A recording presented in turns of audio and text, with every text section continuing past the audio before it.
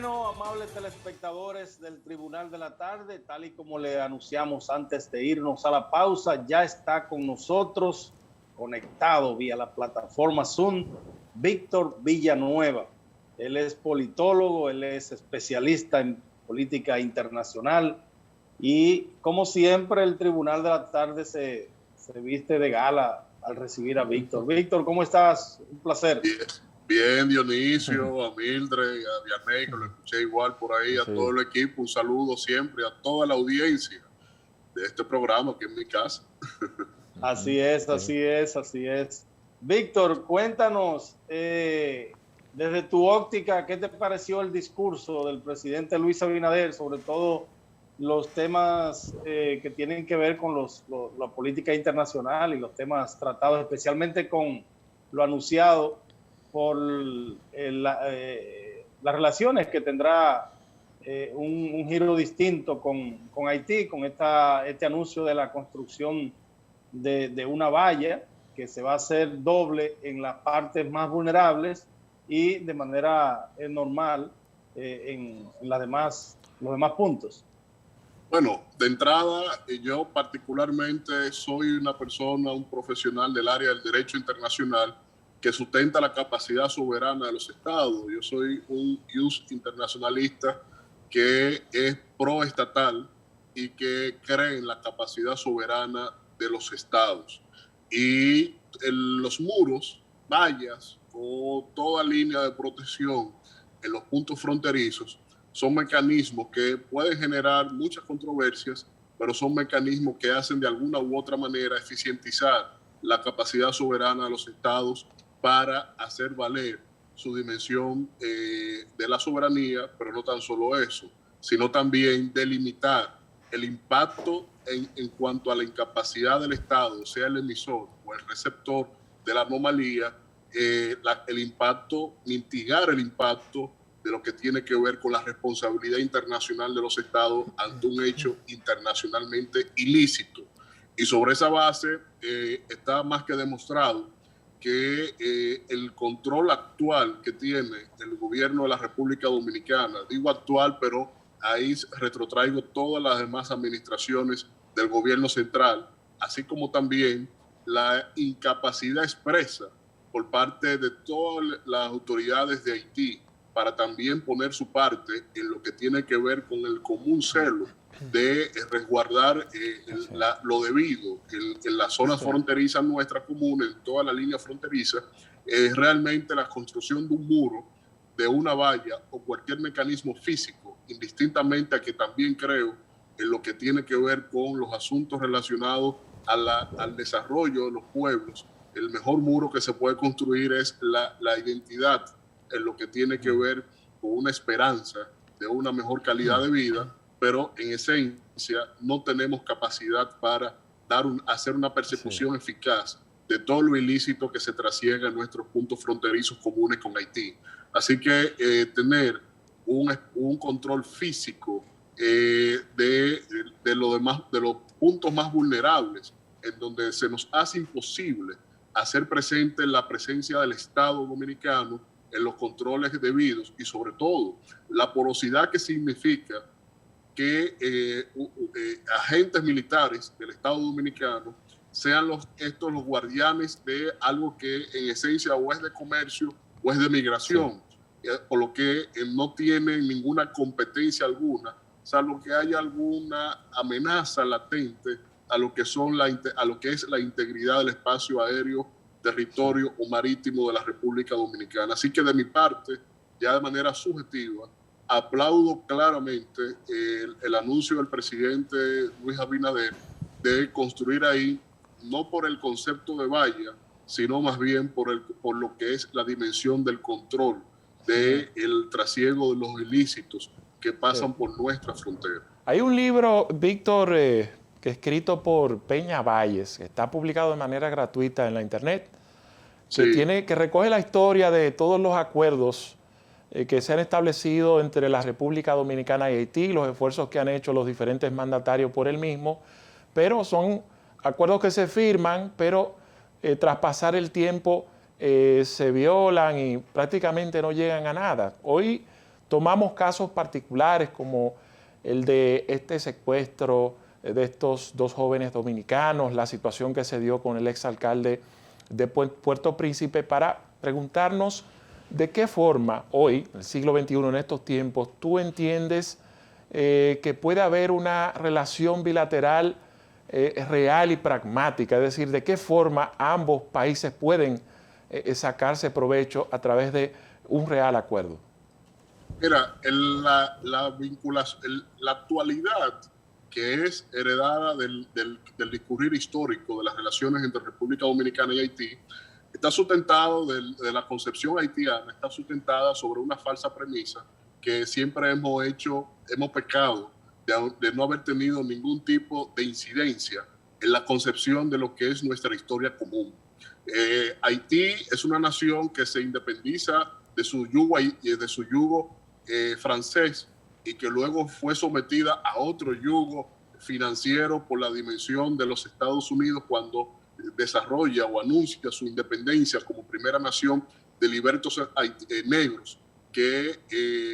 hace esto en medio de un siglo en lo cual las potencias no permitían que esto pasara. Entonces, ellos, de alguna u otra manera, la élite intelectual haitiana ha buscado un comodín para justificar eso en cuanto a que República Dominicana es el culpable de sus males y que nosotros, de alguna u otra manera, estamos donde no debemos estar y que esto sí le pertenece a ellos. Entonces, para nosotros superar toda esa identidad, tenemos la cooperación internacional. Para mí es la base central para nosotros haber tenido mayor incidencia en la intelectualidad, en la sociedad haitiana, porque solo por las vías de los intercambios podemos allanar a una historia común real que las generaciones actuales poco tuvieron que ver con esa incidencia allá, en aquellos tiempos, en los siglos XVIII, XVII, y que por lo tanto nosotros hemos pecado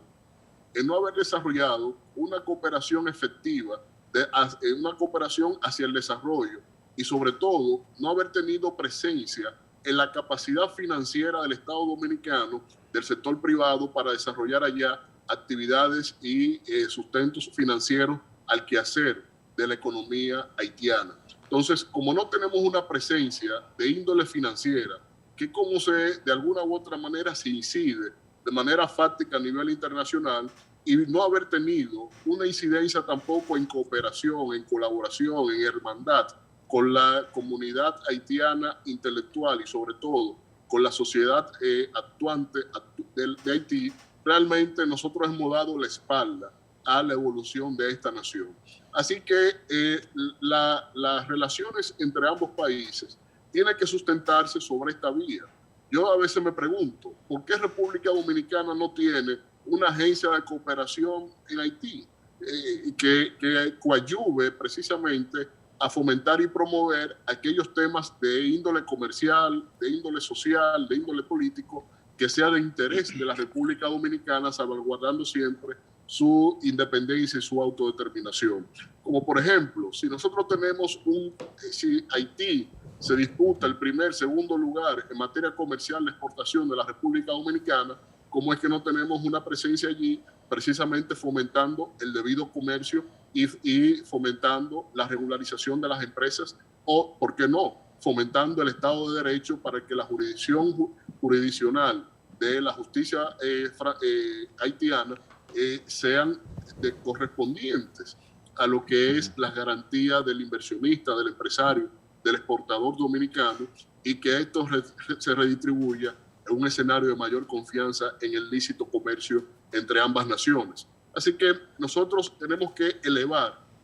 elevemos los muros, muy bien, pero si nos quedamos ahí, de poco servirá, porque la creación de los muros son dinámicas complejas, son construcciones complejas. No es solo erguir la valla, sino que esto implica tener sensores en el terreno, carreteras a todo lo largo de tierra allanada,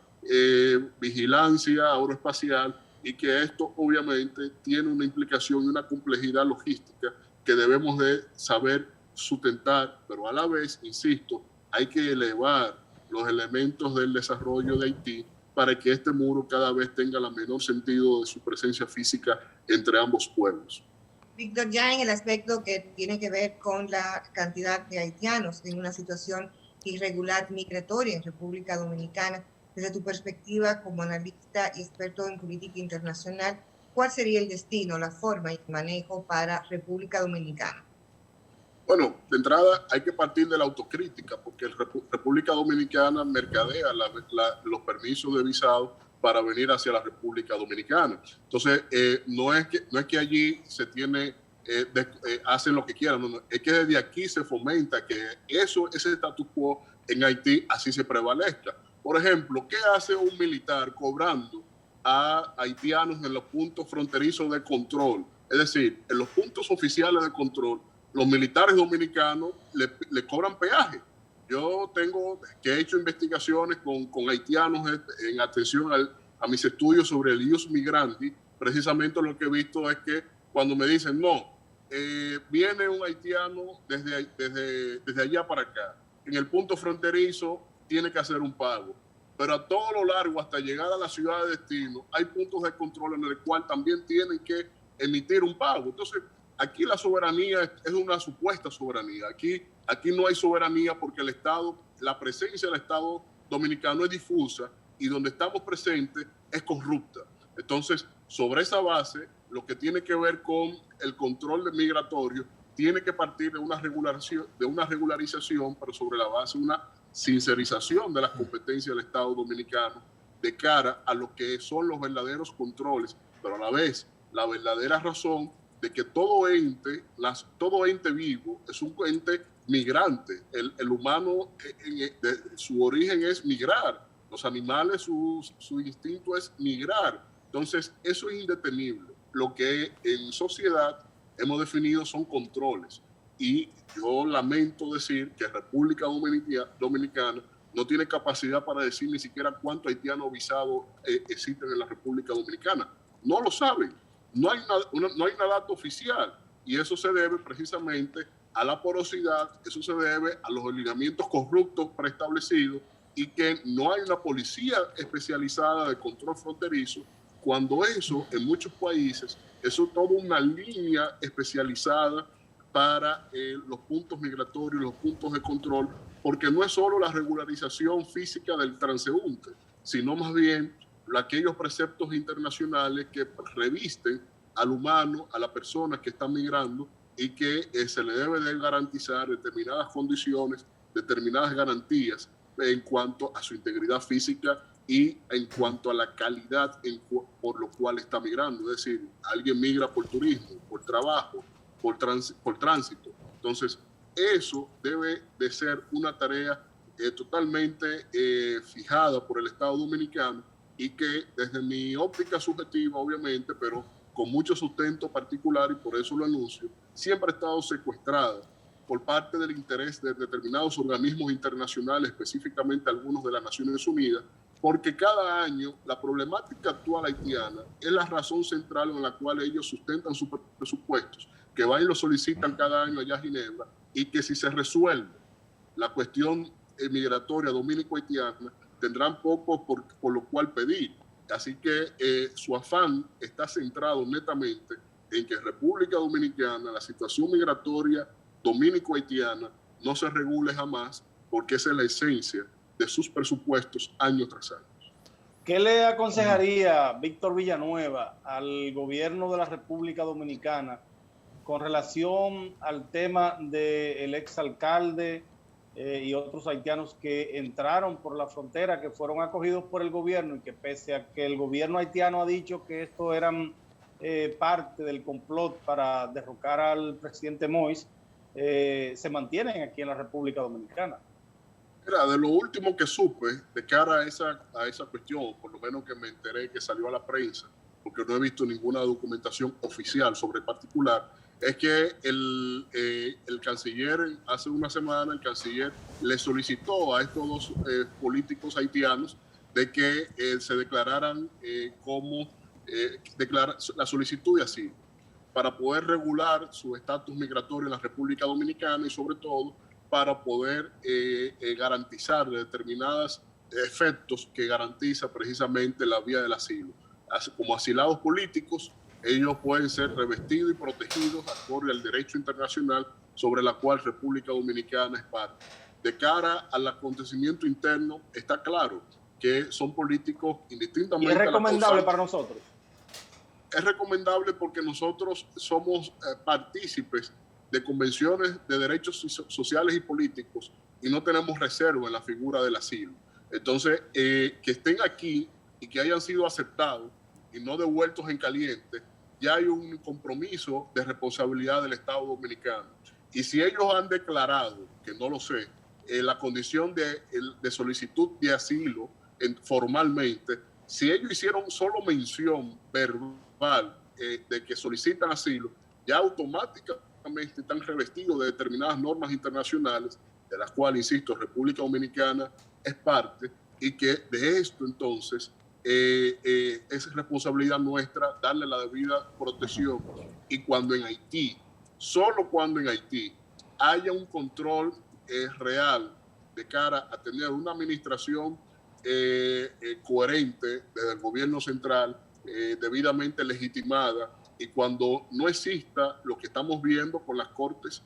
con las altas cortes haitianas, de que han sido todas desmembradas por el presidente Jovenel Moïse. Así que, al final y al cabo, tú le entregas esto no a una autoridad judicial, tú le entregas estos dos individuos a una autoridad política del Estado haitiano, y que esto obviamente no le va a garantizar no se le va a garantizar el debido proceso por el cual se le señala. Así que yo creo que lo que más conviene, si no lo han hecho, es que de manera voluntaria estos dos señores se declaren la solicitud de asilo, República Dominicana les revista de estas condiciones, hasta tanto en Haití el orden debido impere a nivel político, judicial también. Finalmente, Víctor, ¿compartes o no la sugerencia de nuestro canciller de que los dominicanos no viajen a Haití hasta al menos que la situación sea pues de extrema urgencia? Sí, claro, yo realmente me reí porque eso debió ser desde el primer momento en que hubo una estabilidad de las huelgas últimas que se han hecho en esa nación, no después que dos ciudadanos nuestros supuestamente secuestrados hayan tenido que ser víctimas de esta gran industria en Haití, que es la industria del secuestro. Así que entiendo que aunque sea tardía, pero por lo menos ese comunicado tiene que hacerse valer, pero no es solo el enunciativo del canciller, sino el aparato estatal dominicano tiene que actuar en consecuencia de los puntos de controles fronterizos y aeroportuarios o marítimos para regular la presencia de todo nacional dominicano que esté en territorio haitiano y que esto esté bajo el control de las autoridades dominicanas. Porque lo acontecido acá, yo no sé si dará ya para una película, ya que ellos mismos se dedican a esta industria, pero en realidad son elementos que denotan mucho lo que es la verdadera capacidad del Estado dominicano para proteger a sus nacionales, porque hasta el momento no hemos sabido si eso se pagó, si ese rescate fue pagado, saldado en metálico, si eso fue una operación militar lo que se desarrolló para rescatar a estos señores, si fue ya una rendición por parte de los secuestradores. No sabemos informaciones que son relevantes frente a otras que sí fueron certificadas, como fue la presencia de policías en el momento del secuestro, del supuesto secuestro a estos nacionales dominicanos, porque ya eso implica, insisto, la responsabilidad internacional del Estado haitiano, y nunca el gobierno dominicano les reclamó como es debido, no por afectar relaciones, sino que es debido en el derecho internacional, en los asuntos diplomáticos, que el Estado les reclame la ilicitud en el territorio del comportamiento por acción u omisión del Estado haitiano, en este caso, en la protección de nuestros nacionales o nuestros intereses debidamente registrados o acreditados en esta nación. Víctor, como siempre, muchas gracias por compartir tus criterios acerca de diferentes temas de la política internacional en este espacio. Sí.